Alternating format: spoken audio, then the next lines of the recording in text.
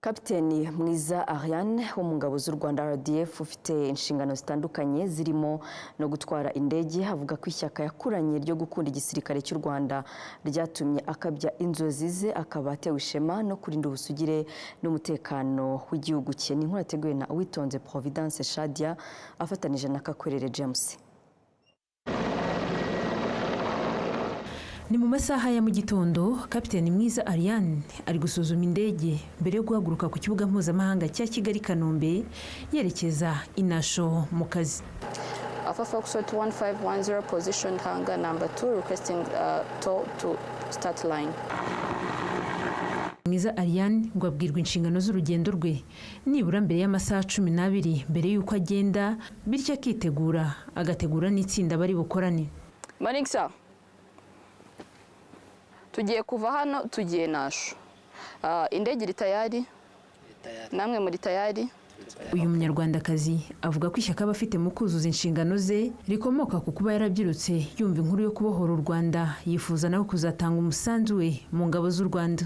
Zari inzozi nagize kuva kera nkiri mutoya, aho nifuje gufatanya n'abasaza bacu ndetse n'abakuru bacu babohoye igihugu, nanjye numva naza nkafatanya nabo muri ako kazi. Nifuza kuba umupilote, ari byo niga amasomo ajyanye na siyanse, ndetse ngira amahirwe ndayatsinda neza, nza kuza mu gisirikare cy'u Rwanda. Captn Ariane ashimangira ko yinjiye mu ngabo z'u Rwanda afite intego ihamye. Intego nihaye mbere na mbere ni ugukora neza ibyo nsabwa kandi cyane kuruta ndetse n'abasaza banjye, kubera ko murabizi iyo uri umwana w'umukobwa hari ukuntu bawumva hari ibintu udashoboye nka basaza bawe, ariko iyo wihaye intego urabikora kandi ukabikora neza nkabo. Mu myaka 12 amaze mu gisirikare cy'u Rwanda, avuga ko atewe ishema no kuba ari umwe mu banyarwandakazi bari mu muryango mugari w'ingabo z'u Rwanda, ariko akavuga ko kuba umusirikare mwiza cyangwa umupilote mwiza bifite icyo bisaba. Kuba umupilote mwiza ndetse n'umusirikare mwiza byose biruzuzanya. Kuba umusirikare mwiza biguha kuba umupilote mwiza. Kuba umusirikare mwiza bigusaba kugira discipline mu kazi kawe. Kuba umupilote mwiza bigusaba guhora wihugura mu masomo ya piloting nk'ayo dukora muri kano kazi kacu, kubera ko technology zihora zihinduka, ugomba guhora wihugura mu kazi kawe kugira ngo uhore uri up to date. Captn Ariane kandi avuga ko anishimira kuba igisirikare cy'u Rwanda cyarahaye agaciro umugore, kikamuha n'umwanya wo kwita ku muryango.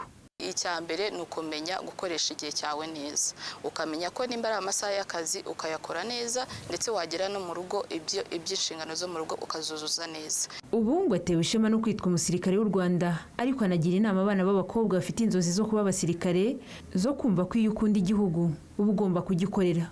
Nibaze dufatanye gukorera igihugu cyacu, kubera ko nko natwe twakoza ku kazi kakagenda neza, kwa gufatanya n'abakuru bacu ndetse n'abasaza bacu bakatwerekera urugero rwiza, nabo tuzabafasha bakora akazi kabo neza. Icyo nshimira RDF ndetse n'igihugu cyacu cy'u Rwanda ni ukuba cyarahaye amahirwe umwana w'umukobwa ndetse n'umudamu kuba yakora ikintu cyose yifuje, uretse kuba ari mu gisirikare ndetse no mu zindi nzego, yaba muri finance ugasanga harimo abadamu ndetse n'abakobwa, muri education ugasanga harimo abadamu n'abakobwa, ndetse muri sciences mu bijyanye na sciences yaba kwiga cyase gukora muri ibyo ngibyo byose ugasanga harimo umwana w'umukobwa. Icyo nicyo nshimira leta y'u Rwanda ndetse na RDF nkorera. Umuvugizi wungirije w'ingabo z'u Rwanda Lieutenant Colonel Simon Kabera avuga ko umusanzu w'abagore n'abakobwa harimo na Captn Ariane Mwiza mu kuzuza inshingano za RDF ari ingenzi. Uruhare rwabo rutuma inshingano za RDF zo kurinda ubusugire n'umutekano w'igihugu bigerwaho kandi ku buryo bwiza. Urugero nka Captn Ariane kuba twara indege za gisirikare bivuze ngo ashobora gutwara n'izindi. Icyo ni ikimenyetso kigaragara yuko abakobwa bafite ubushobozi, kandi iyo mirimo ngira ngo ababizi nuko bayikorana n'abasaza babo, ugasanga umwe ni pilote undi ni copilote. Twakoresheje isaha iminota 30 kugenda n'indi 30 kugaruka, urugendo rwagenze neza. Captn Mwiza Ariane avuga ko afite intego zo gukomeza kwiga byinshi no gukura mu nshingano, kandi akazanezezwa nuko umubare w'abagore n'abakobwa bari mu ngabo z'u Rwanda uva kuri 7.5% uriho ubu ukiyongera, kuko igisirikare ari umwuga mwiza. Uwitonde Providence Shadia. Still talking about Peacekeeping Day, I'm joined by Lieutenant Ariane Mwiza. Ariane is an Air Force pilot with Rwanda Defense Force, currently on UN Peacekeeping mission with Rwanda Aviation Unit in South Sudan. Thank you so much, Ariane, for joining us. First of all, maybe I should say Happy Peacekeeping Day. Thank you. So what is your role with the UN Peacekeeping mission in South Sudan?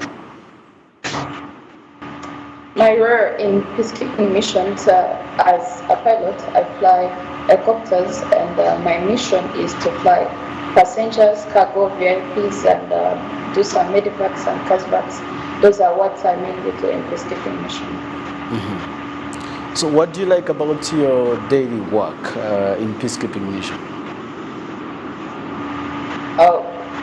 What I love most about peacekeeping mission is that I get to work with different nationalities and many cultures, where I get to learn a lot from them. In fact, the fact that I get to we save lives and we bring back peace in war-torn areas. This brings me the feeling of accomplishment in what I stand for as a woman in uniform. When did you join the military, and how did you end up actually in the Air Force? I joined the military back in 2013. I joined the Air Force during the basic training course. We did a lot of exams, and the ones with high marks are the ones who joined the Air Force. I understand you joined the military right after graduating from high school. How did your family react to that, and who inspired you to join the military? Firstly, my family and my parents were not really happy about my decision of joining the army, because they were thinking I would not be able to pursue my dreams as I wanted to become a pilot by then, and also that I will not be able to continue my studies. Those were the biggest fear they had. And then what inspired me to join the military was the great work performed by the military personnel back then. And who is your role model? My role model is my president, His Excellency Paul Kagame. Interesting. What has been your best moments in your career and the challenges you've faced so far? One of the best moments and the best day of my life was the time I graduated from AKOZE Aviation School as a pilot. I also became the second best in my class, so that was the best day because I get to realize my dream. And the challenges? Yes. Okay. The challenges we face mostly as women in aviation and mostly in military is that we get to be underestimated sometimes by men, thinking that we are not be able to perform a good job as we are working in what we call mostly men's world. Before I let you go, any piece of advice to young girls who would want to be a pilot like you but also join the military? First of all, they have to study hard and work hard for their dreams, and also to set their dreams, because when you don't have a dream, you will not work for anything. You will just go where life takes you. So they have to work hard and set their dreams. And also they are really welcome in military, because that's where they can become anything they want. In military, we have doctors, pilots as me, we have engineers and so many other careers. So it's the best career. They are welcome. Ariane, Lieutenant Ariane, the Air Force pilot in the Rwanda Defense Force, currently on a UN peacekeeping mission with Rwanda Aviation Unit in South Sudan. We thank you so much for your time.